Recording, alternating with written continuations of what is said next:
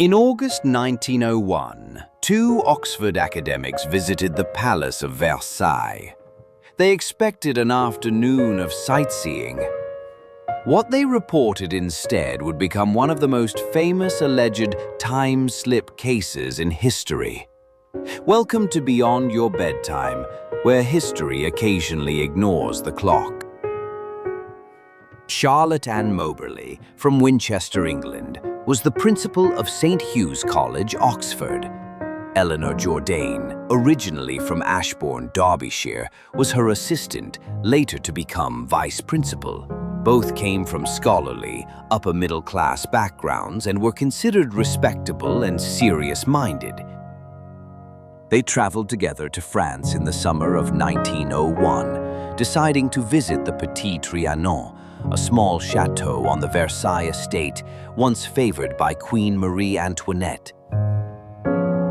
While walking through the gardens, they eventually strayed from the main path, by choice, exploring the quieter side lanes rather than following the busy tourist route.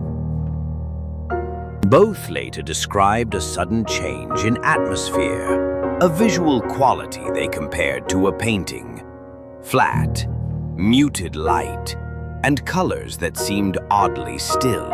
The shadows appeared fixed, as if the entire scene had been frozen in time and placed behind glass. They reported seeing men in long green coats and three-cornered hats, working in the gardens with tools that looked centuries out of date. A woman shaking a white cloth from a window, Versailles farmhouse with an old-fashioned plow, a cottage where a woman and girl seemed locked in an unnatural stillness, like figures in a wax tableau. Some of the figures appeared unnervingly expressionless. The setting itself felt heavy and airless, lacking the background chatter, breeze, and movement of a normal afternoon. One man in particular caught their attention. His face pockmarked and unpleasant, his expression described as evil yet unseeing.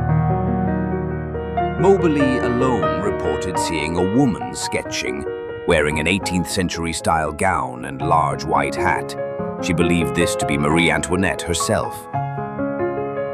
The two eventually reached the Petit Trianon via a familiar path. The strange atmosphere lifted abruptly.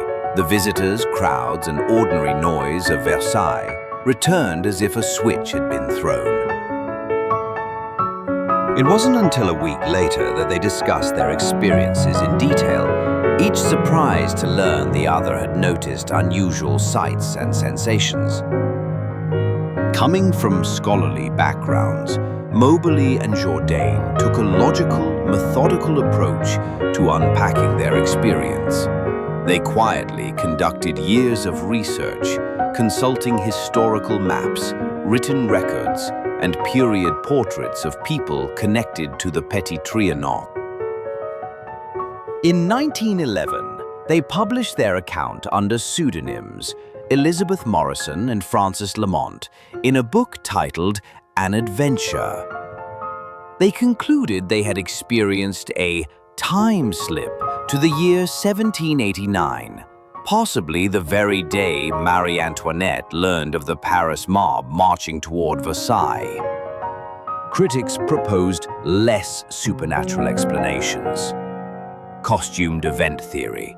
They may have stumbled upon a historical reenactment or private performance. Altered recollection.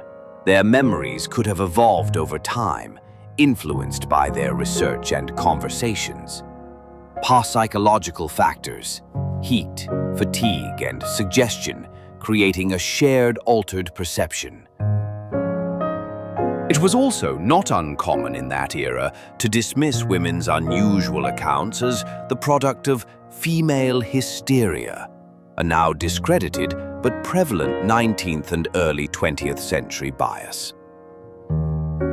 Moberly and Jourdain stayed consistent in their account for the rest of their lives. Both continued their academic careers, their reputations largely intact. Moberly Jourdain Incident continues to appear in paranormal histories, skeptical analyses, and discussions of historical memory and perception.